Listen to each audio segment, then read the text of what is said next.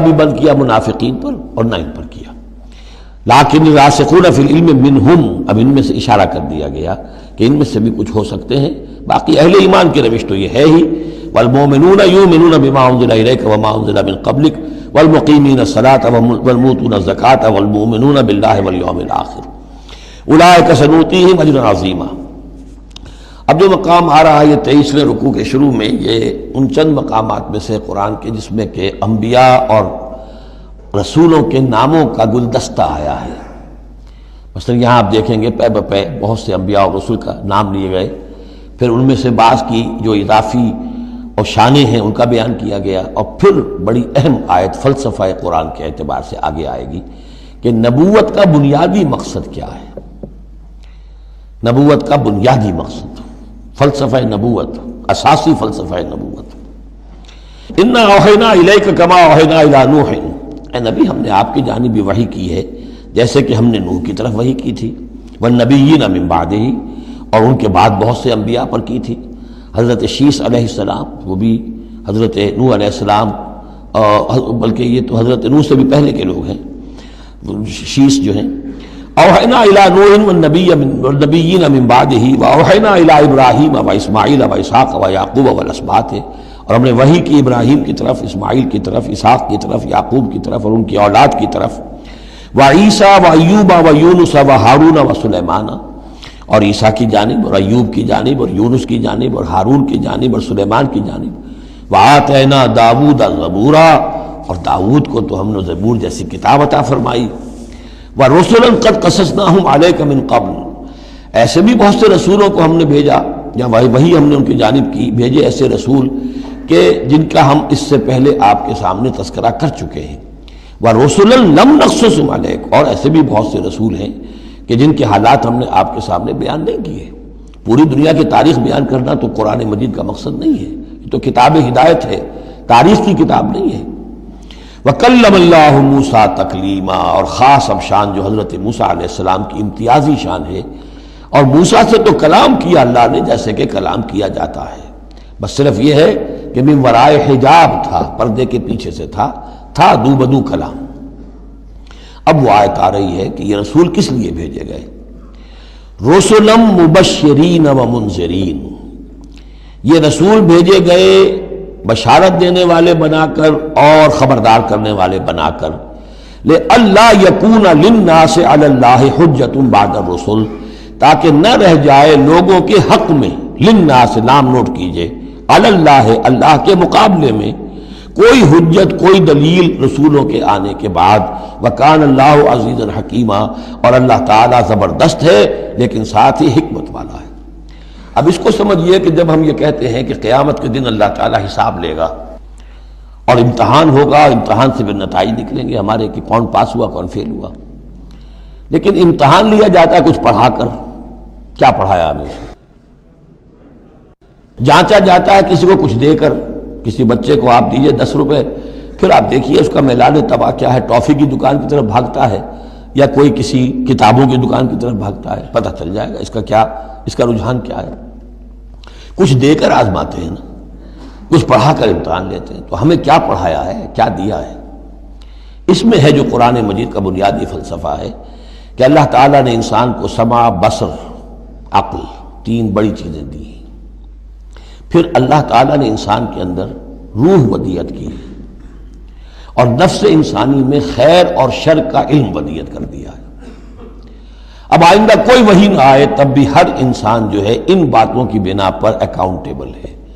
ہم نے تمہارے اندر تمیز رکھ دی تھی، یہ نیکی ہے یہ بدی ہے، تم بدی کی طرف کیوں گئے؟ تو گویا کہ کوئی نبی نہ آتا، کوئی کتاب نہ آتی، کوئی رسول نہ آتا، تب بھی اللہ تعالیٰ کی طرف سے محاسبہ ناحق نہیں تھا، اس لیے کہ وہ بنیادی چیزیں اللہ تعالیٰ دے چکا ہے. البتہ اتمام حجت کرتا ہے اللہ. اب یہ نوٹ کیجئے، حجت کیا ہے؟ حجت تو عقل ہے جو اللہ کو نے ہمیں دے رکھی ہے.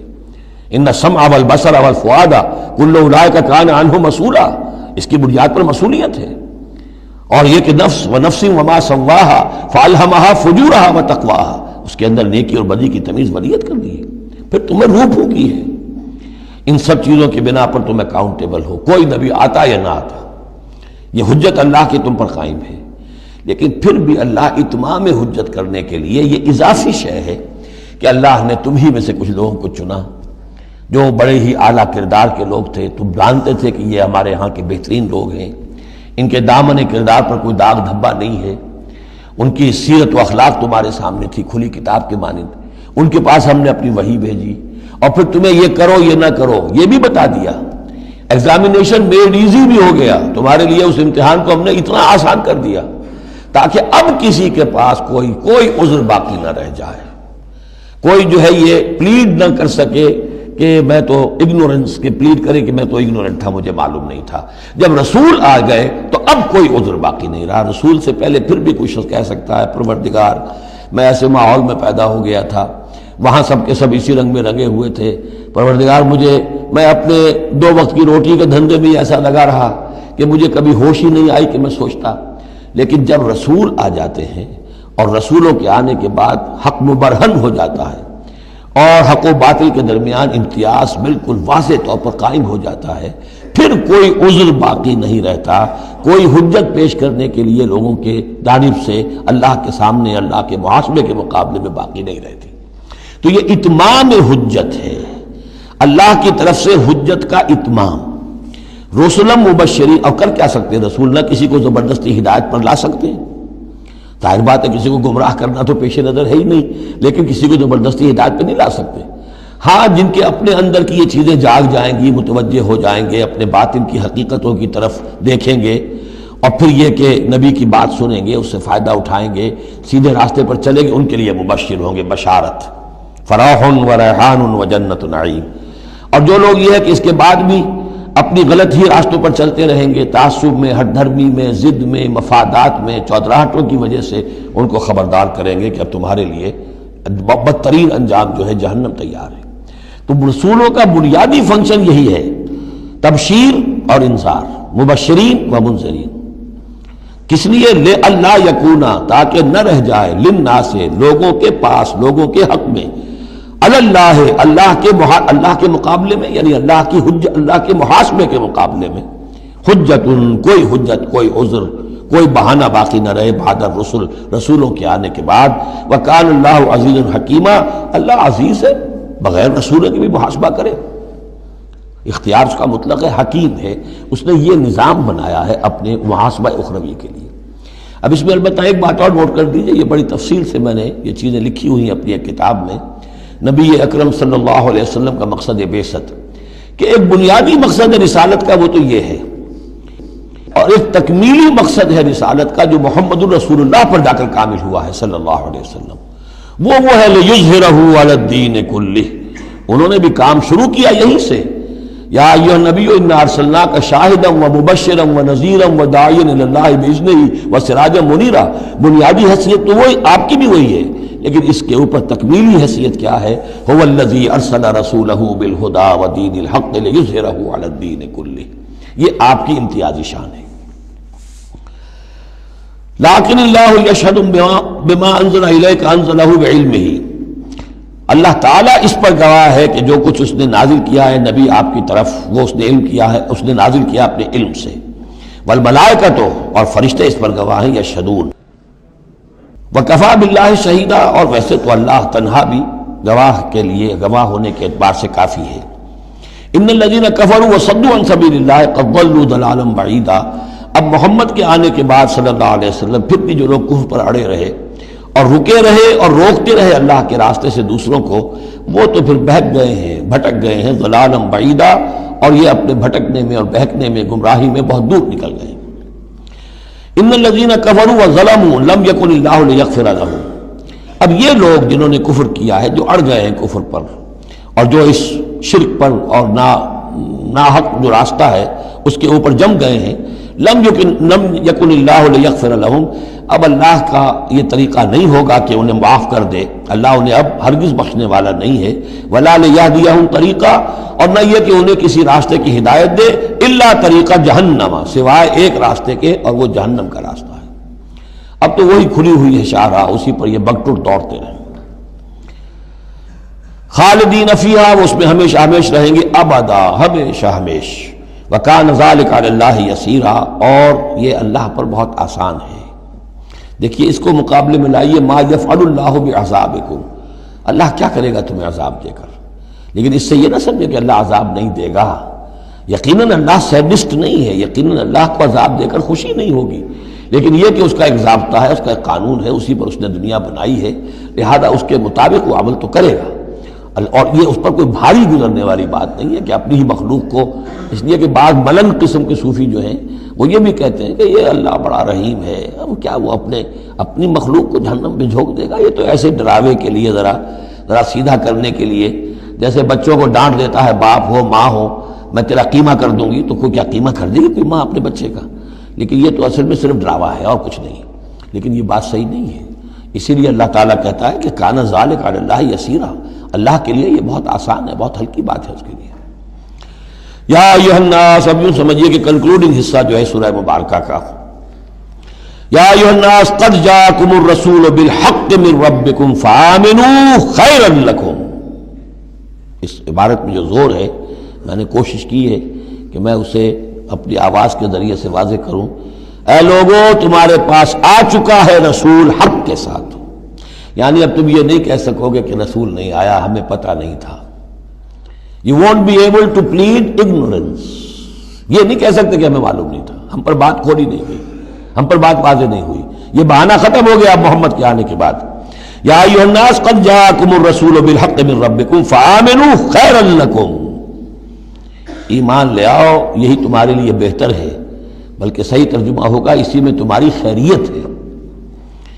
وَإِن تَكْفُرُوا فَإِنَّ لِلَّهِ مَا فِي السَّمَاوَاتِ وَالْأَرْضِ. اور کفر پر اڑے رہو گے تو اللہ تعالیٰ کا کیا بگاڑ لو گے؟ آسمانوں اور زمین میں جو کچھ ہے وہ اللہ ہی کا ہے. وَكَانَ اللَّهُ عَلِيمًا حَكِيمًا، اللہ علیم ہے، حکیم ہے. یا اہل الکتاب لا تغلوا فی دینکم، اے کتاب والو اپنے دین میں غلو نہ کرو. وَلَا تَقُولُوا عَلَى اللَّهِ إِلَّا الْحَقَّ، اور اللہ کی طرف کوئی شے منسوب نہ کرو سوائے اس کے جو درست ہو اور حق ہو. جھوٹ بولنا ہے تو بازی بارش بابا ہم بازی، جھوٹ بولنا ہے خود بولو. خدا پر جھوٹ جڑنا، اللہ نے یہ کہا، یہ تو گویا کہ یوں سمجھیے کہ بازی بارش بابا ہم بازی والی بات ہو گئی. لا تقولوا علی اللہ الا الحق انما المسیح عیسی ابن مریم رسول اللہ. دیکھو، مسیح عیسیٰ ابن مریم اللہ کے رسول تھے، یہ حیثیت ان کی ہے. الوہیت میں کوئی حصہ نہیں ہے، وہ خدا کے بیٹے نہیں ہیں، رسول اللہ ہے. وَكَلِمَتُهُ أَلْقَاهَا إِلَىٰ مَرْيَمَ، اور اس کا ایک کلمہ ہے کہ جو اس نے ڈالا مریم پر. یعنی مریم کی رحم میں جو حمل ہوا ہے حضرت عیسیٰ کا، وہ اللہ کے کلمہ کن کی طرف سے پھیل ہوا ہے.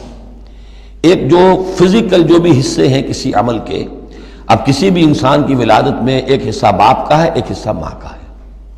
لیکن حضرت مسیح علیہ السلام کی ولادت میں ماں والا حصہ تو پورا موجود ہے. حمل ہوا ہے، 9 مہینے آپ اپنے رحم میں رہے حضرت مریم سلام علیہا کے، لیکن یہ کہ باپ والا حصہ نہیں ہے. تو اللہ تعالیٰ کے ہاں جہاں پر بھی کوئی اس طرح کا لنک جو ہے، جو میٹیریل لنکس ہیں جو، وہ اگر کہیں ٹوٹا ہے تو کن، اللہ کا ایک کن جو ہے، اللہ کا ایک امر، وہ وہاں پر کفایت کرتا ہے. اس معنی میں اللہ تعالیٰ کے کلمے ہیں. کلمتہ القاہا الی مریم اور روح منہ، اور ایک خاص روح ہے اللہ کی طرف سے. یعنی روح تو ویسے سب کی اللہ کی طرف سے ہے، لیکن یہ کہ روحوں کے بڑے اونچے مراتب بھی ہیں. ایک روح محمدی ہے جس کو ہم عام طور پر ہمارے علماء نور محمدی کہتے ہیں. وہ نور محمدی کیا ہے؟ روح محمدی. اس لیے کہ روح جو ہے نورانی شے ہے. ملائکہ بھی نور سے پیدا ہوئے ہیں، اور انسانی جو ارواح ہے وہ بھی نور سے پیدا ہوئی ہیں.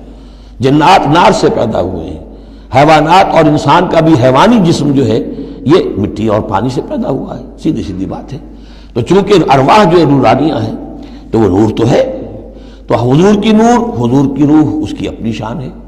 حضرت عیسیٰ کی نور کا نور اور ان کی روح ان کی اپنی شان. روح من فآمنوا باللہ ورسولہ، پس ایمان لاؤ اللہ پر اور اس کے رسولوں پر. ولا تقولوا ثلاثہ، اور دیکھو تثلیث کا عقیدہ مت گھڑو. یہ نہ کہو کہ 3 ایک میں 3 3 میں ایک، الوہیت 3 میں ہو گئی، 3 اقنوم ہے. انتہوا خیرا لکم، باز آ جاؤ، اسی میں تمہاری خیریت ہے. انما اللہ الہ واحد، جان لو اللہ تو ایک ہی الہ واحد ہے، تنہا ہے. سبحانہ ان یکون لہ ولد، وہ پاک ہے اس سے کہ اس کے کوئی بیٹا ہوتا یا اولاد ہوتی. لہو ما فی السماوات و ما فی الارض، آسمان اور زمین میں جو کچھ ہے اسی کا ہے، اس کی ملکیت ہے۔ وکفیٰ باللہ وکیلا، اور اللہ کافی ہے بطور کارساز۔